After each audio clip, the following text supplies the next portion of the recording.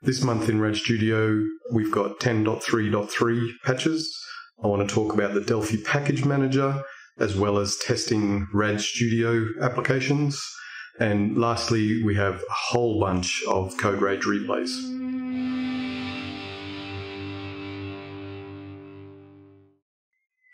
Hi, welcome to this episode.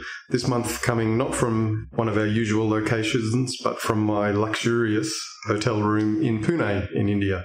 I'm out here doing some work with one of our customers, and so took some time to record one of these episodes before Christmas descends upon us.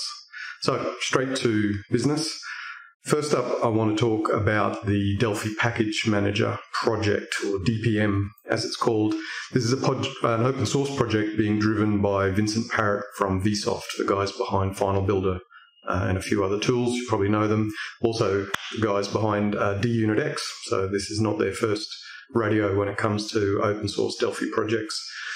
Basically, the idea with DPM is to provide for Delphi the equivalent of a NuGet style package manager, if you're familiar with the .NET environment.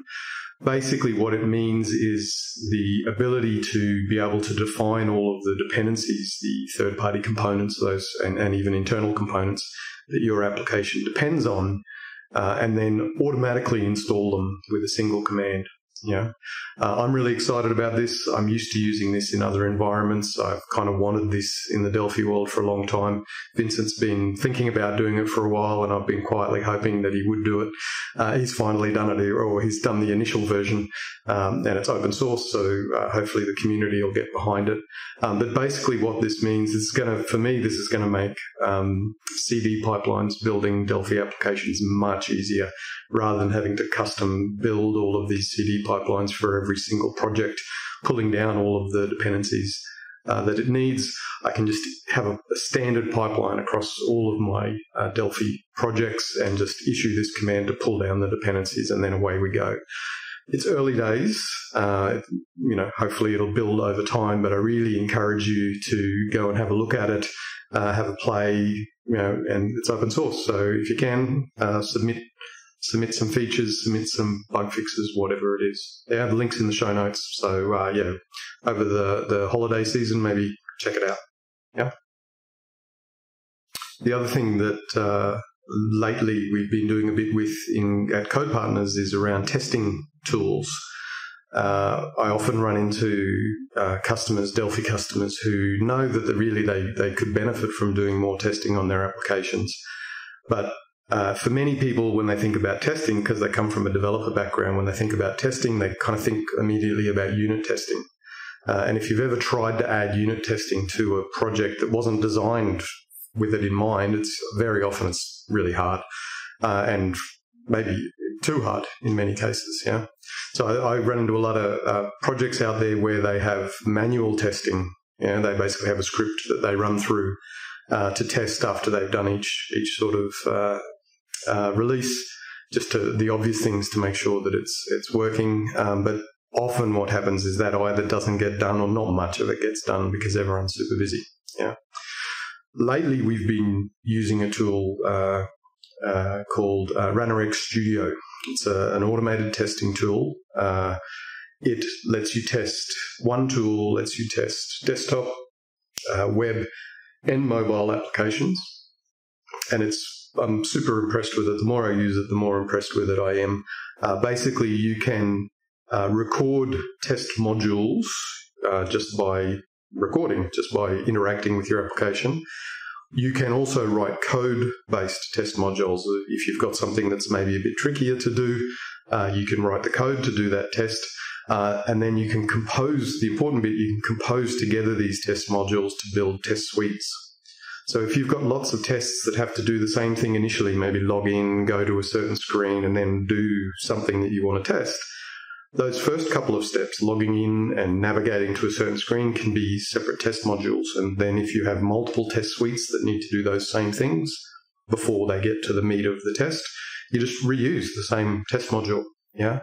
Then if you do this, if you've got one problem that's always bugged me with other tools is the tests get really brittle. Something in the application changes and suddenly you've got 50 tests that have failed. Yeah. with this, if you've put them in test modules, you've got one test module to change, and then all of the test suites that use that test module just inherit it. There's lots more cool stuff. One of the things I've been starting to play with very recently is data-driven testing, where you can basically define like a spreadsheet or a matrix of values that you want to pass into a test. Yeah, really cool, really nice when you set it up connected to your CD pipeline, so that after every commit to the repository, these tests are running. Yeah, even while you as the developer get on with the next project or go and make a coffee or get on with the next feature or whatever it is, your tests are running. So you go from the situation where tests are a pain to run and expensive to run and don't end up getting run before the product goes out, the release goes out to a customer. You go to a point where the tests are running all the time. Yeah, really cool product. There's a 30-day trial. I'll put a link down to some of the posts we've been making about how it works. I'm going to continue to write some blog posts digging into how this tool works. But I'll put a link into the first one of those. I've got a link in that post to where you can grab the 30-day trial. Really cool. The other thing that's super impressive about it is if you look through the list of technologies that it supports, it's kind of everything. So if you are not only a Delphi developer, if you also need to do some web testing, JavaScript web testing, or kind of any web sort of testing, the Angular application or React or something, or maybe you've also got some other systems that you need to test, mobile apps or Salesforce applications that you need to test, whatever it is, this thing supports pretty much everything you've ever heard of. So it's a super impressive tool. Yeah, really recommend you go and have a play with the trial or watch some of the videos that I've got in the posts. Okay. Last month I mentioned the fact that CodeRage was on and that it was different this year. Yeah, there was shorter videos, a lot more videos, but shorter. Embarcadero have posted most of the replays at this stage. I think this week might actually be the last week, so this week's replays probably aren't posted, but most of them are up there. And I kind of surprised myself. I've been watching a lot more of them than I expected to. Normally when a CodeRage session is 45 minutes or an hour long, it's kind of hard to get the time, but also the inclination to sit through 45 minutes of session, yeah. This year they're much shorter. They're 10, 15 minutes long, sort of bite-sized pieces.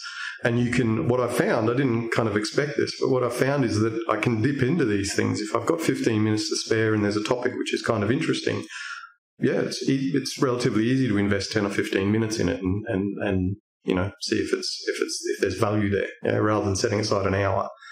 I've been really pleasantly surprised and actually found myself dipping into topics that maybe I'm not normally that interested in, yeah, and learning other things.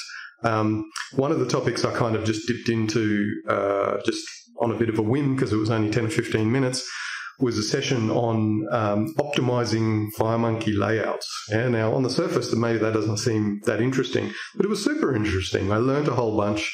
It was a topic I'd never really thought of. I would just whack down layouts to get the effect that I wanted, but I didn't realize that the depth of the layout hierarchy could have a big impact on performance, a noticeable impact on performance. So yeah, 15 minutes there, I sort of learnt a bunch. Yeah. So again, I'll put links into all of the replays that are out at the moment, or the playlists on YouTube that are out at the moment. But again, over the holiday period, if you find yourself with 15 minutes with nothing to do, try maybe having a dip into some CodeRage sessions. Yeah. While we're on the topic of CodeRage Replays, if I can be so bold, I just put a little plug-in. I did one, yeah. So if you've been, it's no secret that I'm a big fan of enterprise connectors, so I did a session on the connection part of the enterprise connectors, yeah. So I've had a lot of questions from people on how do I actually get connected to these back-end systems. Once you're connected, it's relatively easy. You can throw SQL at it, yeah. Most of us know how to do SQL.